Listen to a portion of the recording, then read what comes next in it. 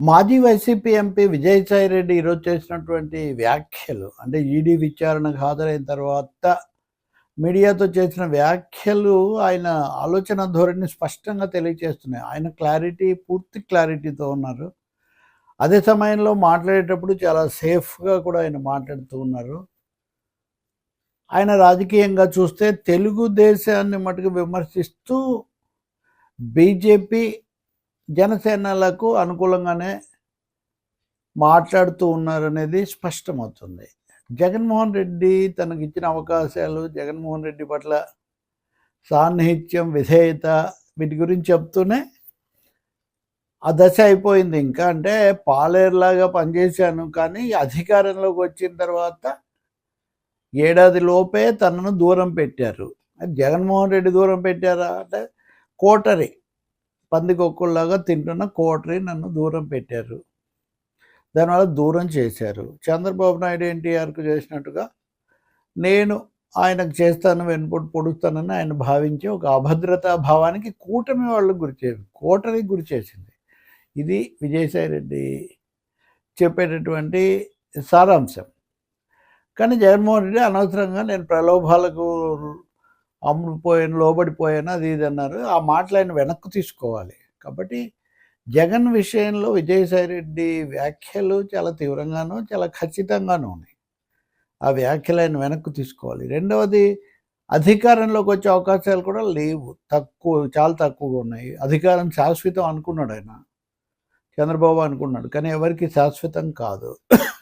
కానీ మళ్ళీ అంటే శాశ్వతం కాదంటే కూటమి కూడా శాశ్వతం కాదు, కానీ కూటమిని విడగొట్టాలి కదా. కూటమిని ఎలా విడగొడతారు? పవన్ కళ్యాణ్ 15 ఏళ్ళు ఉండాలని చెప్తూనే ఉన్నారు కదా. బీజేపీకి ఏమో ఏం చేస్తారో వాళ్ళ జాతీయ అవసరాలను బట్టి వాళ్ళు చేస్తారు. కాబట్టి ఇక్కడ జగన్ అధికారంలోకి వచ్చే అవకాశం కూడా చాలా తక్కువగా ఉంది. వ్యూహం కూడా లేదు, కూటమిని విడగొట్టగలిగిన వ్యూహం కూడా లేదు. ఉంటే ఈ కోటరీ ఆయన మీద ఆధారపడి ఏదో చేయటం తప్ప వాళ్ళేమీ ఆ వ్యూహం సరైన ఇది లేదు అన్నది కూడా ఆయన చెప్తున్నారు. అందుకని చాలా స్పష్టంగా ఆయన నిశిత విమర్శలు అన్నీ కోటరీ ద్వారా జగన్మోహన్ రెడ్డి మీద ఎక్కువ పెట్టబడ్డాయి. వ్యక్తిగతంగా మటుకు తనకేం వైరం లేదు. ఎందుకంటే ఈ లిక్కర్ స్కామ్ గురించి చెప్పినప్పుడు కూడా జగన్మోహన్ రెడ్డికి తెలిస్తే ఆయన జరగనివ్వడు, ఆయనకి తెలిసి జరిగి ఉండదు, తెలిస్తే జరగనివ్వరు. అయితే రాజకేశ్ రెడ్డికి 100 కోట్లు ఇప్పించారు కదా, మిథున్ రెడ్డి చెప్పాడు కాబట్టి ఇప్పించాను వడ్డీకి. ఆ తర్వాత ఏమైందో తెలీదు. ఈ విషయం జగన్కు తెలుసో లేదో కాశిరెడ్డికే తెలియాలి. కాబట్టి ఇక్కడ ఏది ఎంతవరకు చెప్పాలో అంత చెప్పాలనుకున్నారో అంతే చెప్తున్నారు. ఆయన మిమ్మల్ని ఎందుకు అరెస్ట్ చేయలేదంటే నా మీద ఆధారాలు ఏం లేవు కాబట్టి అరెస్ట్ చేయలేదు. నెంబర్ 2 కదా, నెంబర్ 2 మీకు తెలియకుండా తగులుతుందని నెంబర్ 2 అనేది ఒక మిథ్య. 1 నుంచి 100 వరకు ప్రాంతీయ పార్టీలో ఒకటే నాయకుడు, మిగిలిన వాళ్ళందరూ తర్వాతే. సరే, తను చెప్పారు కదా ఎట్లాగో నన్ను దూరంగా పెట్టారని కూడా చెప్పేశారు కదా. కాబట్టి అనేక విధాలుగా చూస్తే ఆయన ఒక రాజకీయ స్పష్టతతోనే ఉన్నారు. ఒక స్పష్టత లేకపోతే అసలు వచ్చి వీటిని ఎదుర్కొని మీడియా ముందుకు వచ్చి ఇవన్నీ చెప్పరు. నేను రాజకీయాల నుంచి దూరం వెళ్ళలేదని కూడా చెప్తున్నారు. మీరు ఒకసారి గతంలో చెప్పిన దాన్ని ఇప్పుడు కొంచెం తేడా ఉంది, పూర్తి తేడా కాదు, కానీ ఒక ఏడాదిగా రాజకీయాలకు దూరంగా ఉన్నాను, మళ్ళీ జూన్లో నేను రాజకీయాల్లోకి వస్తాను, రావడానికి కొన్ని రంగం సిద్ధం చేసుకుంటున్నారని కూడా మనం వింటూ ఉంటాము. అవన్నీ తర్వాత తనే మీడియాకి చెప్తానన్నారు. కాబట్టి ఇంకా ఎవరి ఊహాగానాలు అవసరం లేదు. బీజేపీతో మీరు సాఫ్ట్గా ఉన్నారు, లేదా బీజేపీలోకి వెళ్ళాలనుకుంటున్నారు, నేను అలా అనుకుంటున్నానని కథనాలు మీడియానే రాస్తూ ఉంది. బీజేపీ నుంచి ఆహ్వానం రాలేదు, వస్తే ఆలోచిస్తాను. జగన్మోహన్ రెడ్డి నుంచి ఆహ్వానం రాలేదు, వస్తే అప్పుడు స్పందిస్తాను. జగన్ నుంచి వచ్చేది ఆహ్వానం అవ్వదు, సర్దుబాటు చేసుకొని మళ్ళీ చోటు కల్పించాలనుకుంటే తప్ప. ఇప్పుడు నెంబర్ 2గా ఉండి ఇంత దూరం అయ్యి ఇన్ని విమర్శలు చేసిన తర్వాత జగన్మోహన్ రెడ్డి మనస్తత్వం తెలిసిన వాళ్ళు ఎవరు ఆయన మళ్ళీ పిలుస్తారని ఎవరు అనుకోరు కదా. అది విజయసాయి రెడ్డి కూడా తెలుసు, అందుకనే దాని మీద ఆయన చేస్తున్నారు. బీజేపీ విషయానికి వస్తే బీజేపీ మంచిది, అంటే బీజేపీ ప్రధానమంత్రి మంచి ప్రధాని, మంచి పాలన అందిస్తూ ఉన్నారు. వాళ్ళ నుంచి వస్తే నేను ఆలోచిస్తానని. ఇప్పుడు మనం గుర్తు చేసుకుంటే విజయసాయి రెడ్డికి అప్పుడు కేంద్రంలో ఉన్నటువంటి బీజేపీ నేతలు వాళ్ళే ఇప్పుడు ఉన్నారనుకోండి, ప్రధాని మోదీ, హోంమంత్రి అమిత్ షా ఇట్లాంటి వాళ్ళు. వీళ్లకు ఆయనకున్న సంబంధాల గురించి అప్పుడు చాలా కథలు వస్తున్నాయి వాళ్ళ అధికారంలో ఉన్నప్పుడు.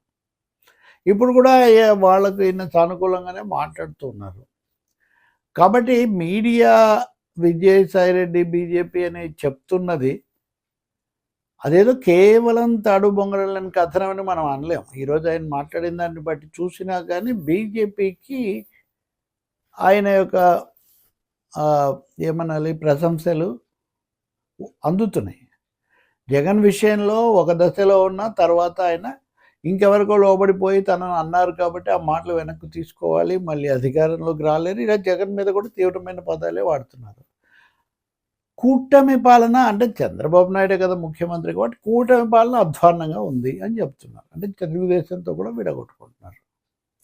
తెలుగుదేశం వాళ్ళు విజయసాయిరెడ్డి బయటకు వచ్చారు అన్నప్పుడు చాలా వాళ్ళ ఛానల్స్ చాలా ఆశలు పెట్టుకున్నారు, అనేక కథనాలు ఇచ్చారు, ఇవన్నీ చెప్పారు. కానీ ఆయన అటు వెళ్ళేటట్టుగా కూడా ఇప్పుడు కనిపించటం లేదు. చాలా స్పష్టంగా తెలంగాణలో కానీ ఆంధ్రాలో కానీ బీజేపీ సొంత దీనికోసం ప్రయత్నం చేస్తుంది పెంచుకోవడానికి. బహుశా ఆ ప్రక్రియలో ఎవరి వంతు పాత్ర వాళ్ళు పోషిస్తుండవచ్చు. పోషించడానికి అవసరమైనంత విస్తృతమైన రాజకీయ రంగం కదా ఇది. అనేక రూపాల్లో అది చేయొచ్చు. అది ఎలా జరుగుతుందో మనకు తెలియదు కానీ బట్ జగన్ పట్ల చంద్రబాబు పట్ల అంత తీవ్రమైన భాష లేదా నిశితమైన భాష ఉపయోగించిన విజయసాయిరెడ్డి మోదీ పట్ల ప్రశంసలు, బీజేపీ పట్ల కూడా సానుకూలత ప్రకటించడం. రెండోది కూటమి అన్నప్పుడు తెలుగుదేశాన్ని పక్కన పెడితే జనసేన కూడా ఉంటుంది.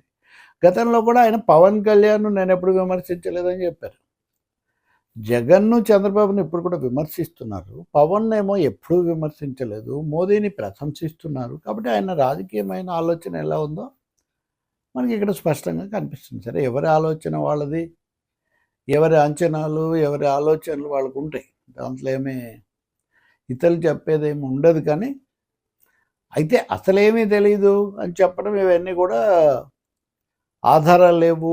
ఇవన్నీ తగినటువంటి జాగ్రత్త కోసం చెప్తున్నటువంటివి అనేది ఒకటి అనుకోవాలి. రెండోది ఒక పెద్ద ప్రశ్న ఏమొస్తుందంటే జగన్మోహన్ రెడ్డి తెలియకుండా 3,000 కోట్లు లేకపోతే ఇంకోటి 1,000 కోట్లు అసలు జరగనే లేదని భావిస్తున్నారా?